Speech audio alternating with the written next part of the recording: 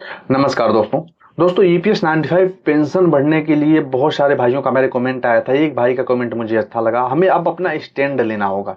EPS 95 pension बढ़ोतरी को लेकर अगर हमने अभी से स्टैंड नहीं लिया, स्टैंड ये लेना होगा कि दोस्तों अगर हमें जो है, आप समझिए बिहार में चुनाव है। बिहार में चुनाव है तो हम निष्पक्ष क्यों रहें? हमें या तो अपना कैंडिडेट खड़ा करना होगा, लोगों से अपील करनी होगी। जब इतने बड़े बड़े हमने मीटिंगें कर सकते हैं, इतने बड़े बड़े प्रदर्शन कर सकते हैं, इतने लोगों को इकट्ठा कर सकते हैं, तो क्या कुछ लोगों को लेकर के हम अपनी पार्टी को नहीं खड़ा कर सकते हैं? हमें सत्ता में आना पड़ेगा। अगर लास्ट चॉइस हमारे पास, हम लोगों के पास यही दिखती है, कमांडर अशोक राउत साहब को अब अपना स्टैंड लेना पड़ेगा। क्योंकि जब भी चुनाव आता है, कमांडर अशोक राउत साहब को मैं खुद कह रहा हूँ, पर्सनली मैं 1.5 साल से उन्हें फॉलो करते आ रहा हूँ, तो मैं देख रहा हूँ कि वो जब चुनाव आ जाता है तो वो हाथ ढीले कर लेते हैं। जैसे महाराष्ट्र में चुनाव था, हम पुरजोर तरीके से विरोध नहीं कर पाए। इसीलिए तो नहीं कर पाए। अगर हम पुरजोर तरीके से विरोध करते ना, तो शायद आज फडणवीस जी उस कुर्सी पे नहीं बैठे होते। कुर्सी पे वो तो बैठ गए, मुलाकात कर ली, हमसे फोटो खिंचवा लिए। हमारी बातों को कितनी बार उन्होंने उठाया, कहाँ पे बोला है, कोई स्टैंड दिया? कहीं पे अधिकारी बात की? क्या बात करके हमारे पैसे को बढ़वा रहे हैं? ऐसे बढ़ेगा पैसा? ऐसे बातें होंगी? आप तो बैठ गए गद्दी पे, आपको तो गद्दी मिल गई। लेकिन ईपीएस 95 पेंशनरों से क्या आपको नहीं लगता था कि एक बार मुलाकात करना चाहिए, उनसे बात करनी चाहिए, या उनको और आगे जाके कहाँ क्या कुछ करना है उनके लिए आवाज उठानी चाहिए? कहीं पे भी आपने एक मीडिया में भी नहीं बोला। तो दोस्तों हम गलती कहाँ आ रही है? गलती हमारे नेता की आ रही है। अब यहाँ पे तो मैं गलती दूंगा, कमांडो शुक्ला साहब को ही गलती दूंगा कि आप स्टैंड लीजिए अपने जो पेंशनर्स आप के साथ हैं। तो आपको एक पक्ष लेना पड़ेगा। या तो आप कांग्रेस के साथ जाइए अगर वो सही कर रही है तो, हालांकि मुझे भी नहीं लगता वो भी सही करेगी।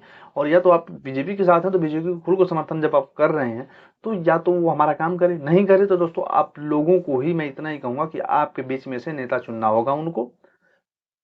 तो 4 सांसद हमारे भी जाएंगे तो सरकार को भी पता चलेगा कि हाँ कितने बड़े तोप हैं हम लोग। नहीं तो ऐसे तो कुछ भी नहीं समझ रही है।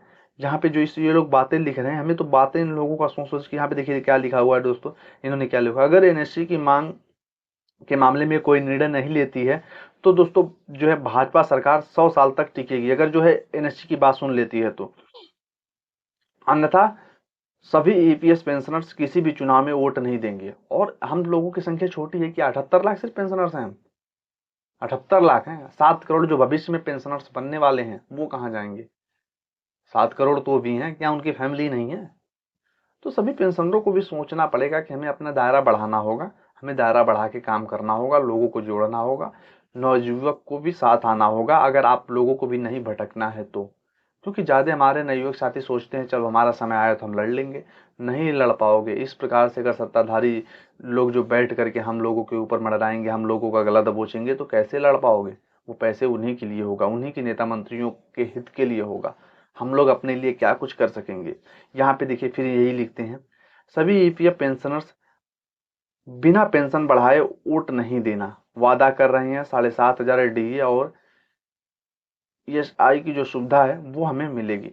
तो यहाँ पे ये चीज सही लिख रहे हैं। अगर इन लोगों के साथ अब इस प्रकार से स्टैंड लेकर के हमारे मुखिया कमांडर अशोक राउत साहब, वीरेंद्र सिंह राजावत, रमाकांत नरगुन जी, इन सभी लोगों को अब बात करना होगा, स्ट्रेटजी अपनी चेंज करनी होगी। जब तक हम अपना स्ट्रेटजी चेंज नहीं करेंगे दोस्तों, इस प्रकार से सरकार तो हमें बहलाती रहेगी।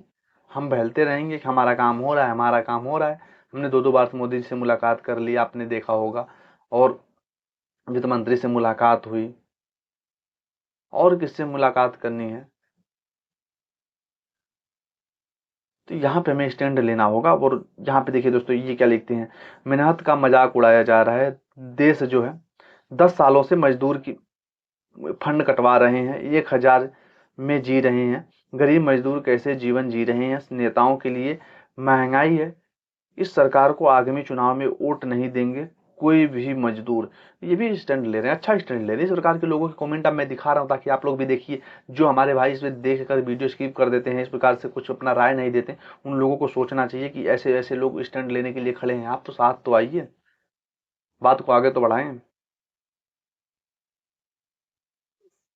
ये लिखते हैं, सर आपको मालूम है 240 से 300 सांसद बुखार में ईपीएफ पेंशनर भी ईपीएफ पेंशनर्स जमा 35 लाख से 35 साल की सैलरी भी टैक्स भरती है। सरकारी कोष में 35 साल से 70 लाख पेंशनर सिर्फ 1,000। संसद खर्चा महीना 10 से 15 लाख। यहाँ पे देखिए ये क्या लिखते हैं, ईपीएस 95 पेंशनर्स जिंदाबाद, कमांडर सर की टीम जिंदाबाद, रजावत सर टीम जिंदाबाद। इस प्रकार से देखिए पागल हैं लोग। ईपीएस 95 पेंशनर्स जो है ना वो पागल हैं, सरकार की नज़र में वो लोग पागल हैं। तभी तो इनके दर्द को नहीं देखा जा रहा है, ना सुना जा रहा है।